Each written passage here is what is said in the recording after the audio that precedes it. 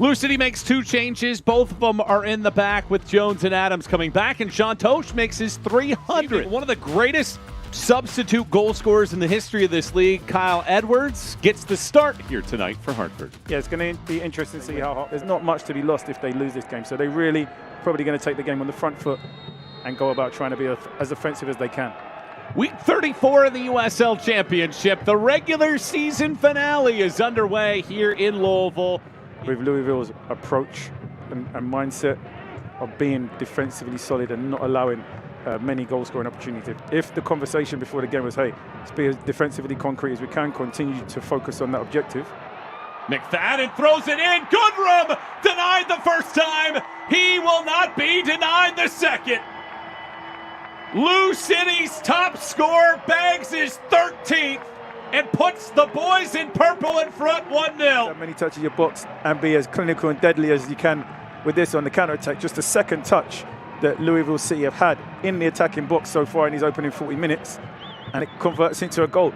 As I said to you, you need skill, you need quality, but you also need a little bit of luck, and this is where Goodrum's hard work provides himself a little bit of luck. The first strike on the ball. They need a win tonight to break Orlando City's all-time mark. Here's a cutback. Davila takes a touch, takes another, lays it off. Serrano smashes. Excellent slide away by Diz Pe, and well handled on the second ball as well. But Lou City gaining confidence, have a corner here, leading 1-0. Yeah, I think just before the goal we were talking about how Louisville City had just had one touch inside in Hartford's box in the opening 37 minutes. And then there you go, bang, bang. The next touch inside the box is a goal, and then the momentum changes, and now they're putting the pressure on and getting many touches inside the box.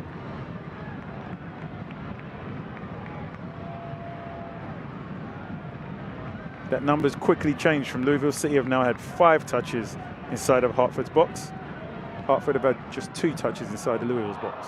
Wilson across, Adams redirects, but on top of the netting. Well, Louisville have avoided defeat in 26 consecutive matches when scoring first. The last time they lost was that meeting against Hartford back in August of 2024. That would be a 2-1 Hartford win. The goal scored on that night was Goodrum in the 39th minute. The goal scored tonight, Goodrum in the 39th minute. Playoffs. It's going to be important for them, not necessarily for this fixture alone, but for their future games, to make sure that they come out in the second half fighting, competing, battling, defensively more concrete, creating goal-scoring opportunities. Hartford 1 win, 5 losses, 2 draws when they trail at halftime. And the path to a home playoff match goes through Louisville here tonight. The Shield winners lead. Wilson on the 3rd corner of this sequence fires it in. First ball hit to the sky. Adams nods it back along. Burner punches. Did that ball go out before he got the touch or not? No, he did not. Corner number 4 of this stretch for Lou City. And if you're Hartford, you're flirting with danger. Yeah, Louisville City starting on the front foot, pinning Hartford back with a number of set pieces. Wilson circles, connects all the way across. Burner somehow steps in front of Totsch. We spoke about Totsch's ability to score from corners and dead ball situations. This time it's at his feet, and he's right on the goal line. That's absolutely fantastic from Burner there. Shuffles across the line quickly, makes himself as big as possible. And is trending towards adding a second. Davila centers. First ball headed away. Carriaga only as far as Wilson. Pressure continues to amplify. Totsch drags. Lays it for McFadden. McFadden loops it across. Oh, Lambert is there. No. It hits the right post. Impossible. I have no idea how that stays out. Stretch the field, runs in behind, creating goal-scoring opportunities. You'd say a little unlucky maybe in not converting these goals opportunities, or maybe a little bit more conviction. If you look at Totsch's strike, it's the inside of Burner's thigh that keeps it out of the back of the net. If he hits it with a little bit more conviction, maybe Burner doesn't have a chance. And then if you look at Lambert, kind of tickles off his toe and then hits the post. And maybe if he gets a cleaner connection on that, that's also in the back of the net. So, all right, you want me to go back to my stat attacks? What you got? touches inside the box. McFadden back out. Wilson loops another ball in. Wilson, all the space in the world on that right-hand side. Evades the first. Wilson whistles! That misses everything in the end and out for a corner, or for a goal kick, rather. Relent.